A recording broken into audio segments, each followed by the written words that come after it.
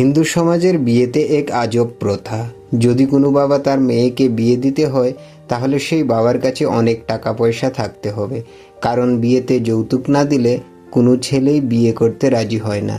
তাই কারো ঘরে যদি কন্যা সন্তান জন্ম হয় তাহলে খুশি না হয়ে চিন্তায় পড়ে যায়, কারণ মেয়ের উপযুক্ত বয়স হলে তাকে বিয়ে দিতে হবে। আর বিয়ের জন্য একটি ভালো পাত্র চাই। ভালো পাত্র পেতে হলে অনেক রকমের যৌতুক দিতে হয়।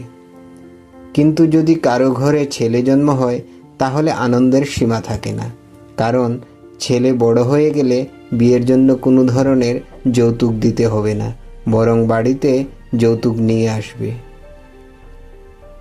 আর এই অবস্থায় হরিদাস কাকুর ঘরে ওনার মেয়ে রূপা বিয়ের উপযুক্ত বয়স হয়ে গেছে। হরিদাস কাকু দিনরাত মজুরি করে কোনো রকম বাড়িটা চালিয়ে যাচ্ছেন। হরিদাস কাকুর একটি ছেলে আছে আর একটি মেয়ে সন্তান আর ওনার স্ত্রী, 4 জনের একটি সংসার। হরিদাস কাকুর ছেলে মাত্র 13 বছর বয়স, সে কোনো রোজগার করার মতো হয়নি। হরিদাস কাকু একাই সংসার চালাতে হয়।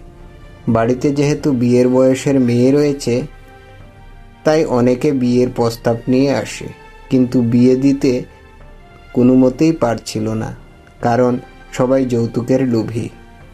অবশেষে একটি ছেলের মা বাবা কম যৌতুক নিয়েই ছেলের বিয়ের জন্য রাজি হয়ে গেল। হরিদাস কাকুর মুখে হাসি, যেন অনেক দিন পর সূর্যের আলো এলো। সব কিছু কেনাকাটা হয়ে গেছে। এমন সময় একটি চিঠি আসে হরিদাস কাকুর নামে। চিঠিতে লেখা আছে, সর্বপ্রথমে আপনাদের সবাইকে আমার প্রণাম জানাই। আপনারা আমাকে ক্ষমা করে দেবেন।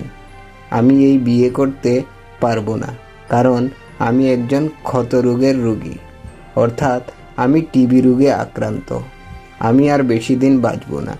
তাই আমি জেনে শুনে আপনার মেয়েকে বিয়ে করে তাকে কিছুদিনের মধ্যেই বিধবা করে দিতে চাই না। তাই আপনারা আমাকে ক্ষমা করবেন। আর হ্যাঁ, আমার এই রোগের বিষয়ে আমার মা বাবাকে যেন আপনারা কোনোদিনই বলেন না। আপনাদের কাছে আমার বিনম্র অনুরোধ, আপনারা আমার এই রোগের কথাটা আমার মা বাবাকে জানাবেন না। হরিদাস কাকু সব কিছু পড়ার পরে ওনার স্ত্রীকে বলে, কিন্তু ওনার স্ত্রী বলে, আজকালকার ছেলে বিয়ে না করার জন্য নানা রকমের অজুহাত দেখায়।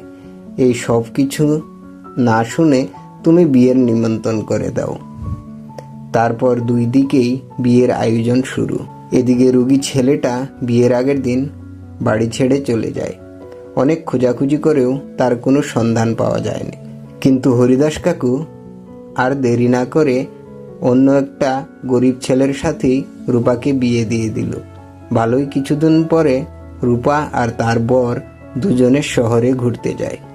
শহরের একটি কোণে অনেক লোক জড়ো হয়ে একজন মৃতদেহকে দেখছে। আর মৃতদেহটা সবারই অজানা, কেউ জানে না যে মৃত মানুষটা কে। অনেক লোকের ভিড় দেখে রূপা আর তার বর দুজন এগিয়ে যায়। আর রূপা দেখে, এই ছেলেটা তো সেই ছেলে যার সাথে আমার বিয়ে ঠিক হয়েছিল। রূপার চোখে জল। রূপা কাঁদতে কাঁদতে বলে, বন্ধু, তুমি মানুষ নও, তুমি ভগবান। তুমি আমার জীবন রক্ষা করার জন্য নিজের জীবন শেষ করে দিলে। সত্যি তুমি রোগে আক্রান্ত ছিলে, তুমি আমাকে উদ্ধার করলে। সেদিন যদি তুমি বাড়ি থেকে পালিয়ে না যেতে তাহলে আমাদের বিয়ে হয়ে যেত।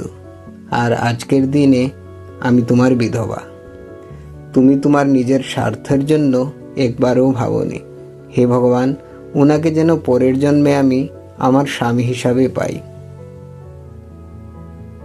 তাই যদি কোনো ছেলে নিজে থেকে নিজের গোপন কথা বলে তাহলে সব মা বাবাকেই একবার সত্যিটা যাচাই করা দরকার, কারণ সবাই কিন্তু অজুহাত দেখায় না। কিছু কিছু ছেলে অনেক কষ্ট নিয়ে বেঁচে থাকে।